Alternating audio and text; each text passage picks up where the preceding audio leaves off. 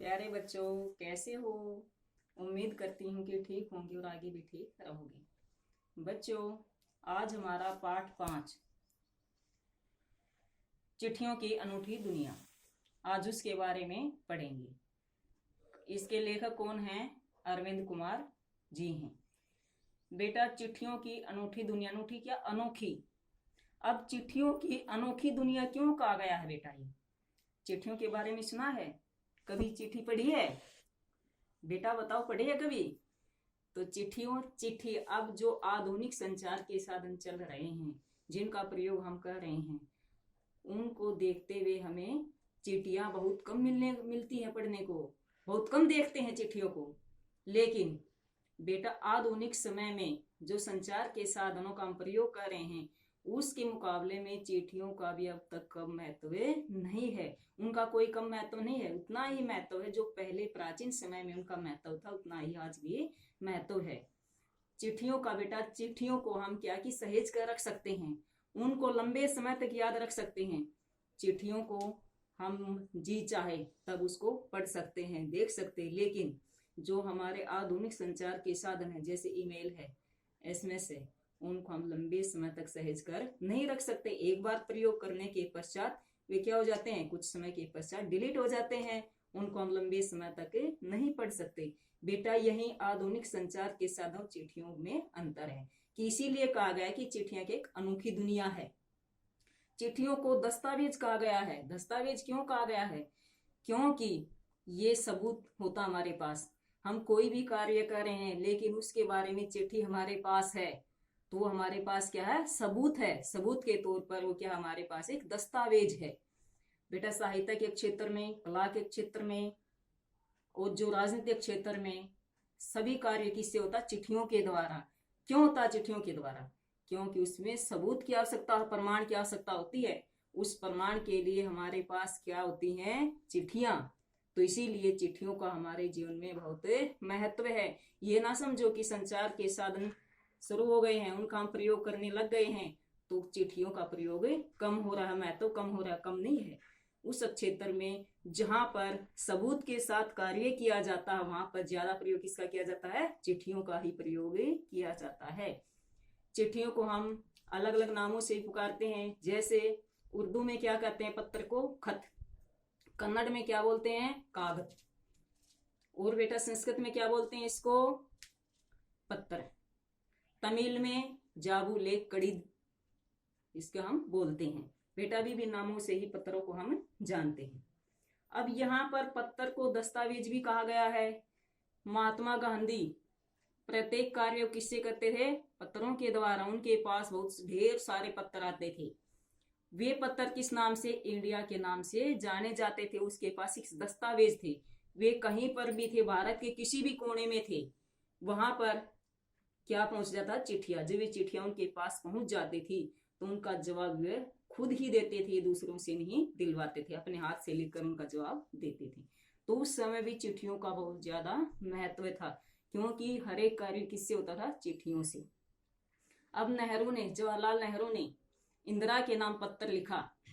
अगर उस समय हमारे जो आधुनिक साधन आज प्रचलित हैं उस समय प्रचलित होते तो उस समय क्या, चिट्ठियों का प्रयोग, उस पत्र का प्रयोग नहीं करता। किसका प्रयोग करता? एसएमएस, ईमेल, जो आज कर रहे हैं हम, तो उसका प्रयोग करता। तो उस समय ये हमारे लिए प्रेरणादायक नहीं होते। उस समय जो जवाहरलाल नेहरू ने इंदिरा के नाम पत्र लिखा था, वो हमारे लिए प्रेरणा का स्रोत है। लेकिन वहां पर जब एसएमएस या ईमेल, फोन का प्रयोग किया जाता तो हमारे लिए प्रेरणादायक नहीं होता। आज जो है बेटा, आज जो कार्य हो रहा है, जैसे कोरोना की वजह से हमारे स्कूल बंद है ना, तो क्या हो रहा है? अब सारा कार्य किस पर हो रहा है? फोन के द्वारा हो रहा है। तो आधुनिक साधन का प्रयोग हो रहा है ना, इस समय चिट्ठियों का प्रयोग नहीं हो रहा। उसमें क्या करते हैं हम बच्चे? खेलते भी हैं और क्या सोचते हैं, पेरेंट्स क्या सोचते हैं कि बच्चे काम कर रहे हैं, लेकिन बेटा बीच में हम थोड़ी सी कर देते हैं कि क्या, थोड़ा खेल लेते हैं, मजा ले लेते हैं, सोचते हैं ना ऐसे। तो बेटा, आज जो कोरोना की वजह से क्या हो रहा है कि हर एक कार्य स्कूल में किसके द्वारा दिया जाता? फोन पर। तो फोन पर जो हम कार्य कर रहे हैं, क्या आधुनिक संचार के साधन का प्रयोग हो रहा है, चिट्ठियों का प्रयोग यहाँ पर नहीं हो रहा है। बेटा पहले जब चिट्ठियों की अनोखी दुनिया में क्या किया गया कि पत्र लेखन आरंभ किया गया था।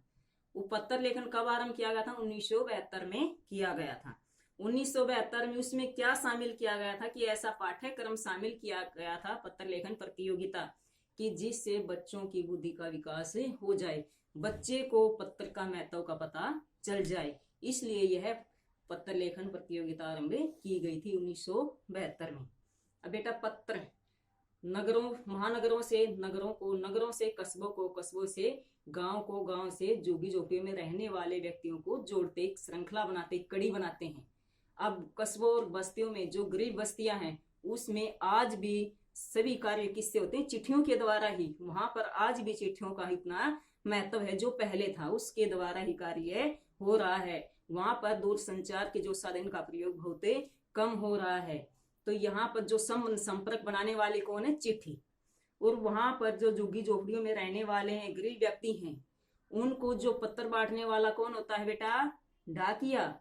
उस डाकी को क्या कहते हैं? देवदूत।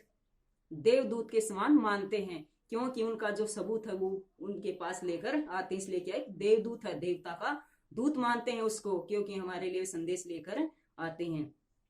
तो बेटा आधुनिक समय को देखते हुए आज भी चिट्ठियों का कम महत्व नहीं है, उतना ही महत्व है जो पहले था। तो बेटा आप समझे कि चिट्ठी क्या है, चिट्ठी क्या होती है। एक सहज कर रख सकते हैं हम, प्रमाण होता हमारे साथ, हमारे पास वो प्रमाण है, हम लंबे समय तक रख सकते हैं उसको, कभी भी हमारा मन करे तब पढ़ सकते हैं कि उस दिन हमारे पास क्या चिट्ठी आई थी, उसमें क्या देखना है हम देख सकते हैं। लेकिन एसएमएस हमारे पास भेजा गया है, क्या हम उसमें देख सकते हैं? नहीं, कुछ समय के पास वो अपने आप ही डिलीट हो जाता है। तो इसीलिए बेटा ज्यादा महत्व किसका हुआ? चिट्ठियों का ज्यादा महत्व है। तो हमें इस पाठ से हमें क्या शिक्षा मिलती है कि चिट्ठियों का आज भी उतना महत्व है जितना पहले था। चिट्ठियां अभी आज तक भी समाप्त नहीं हुई हैं, चाहे कितने भी संचार के साधनों का हम प्रयोग कर ले, लेकिन चिट्ठियों का अपना ही महत्व अलग रहेगा, उनका आगे भी रहेगा और आज भी है। बेटा इस पाठ की जो सारांश है पूरा हो चुका है।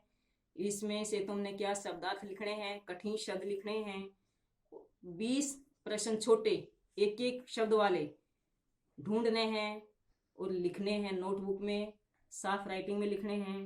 धन्यवाद।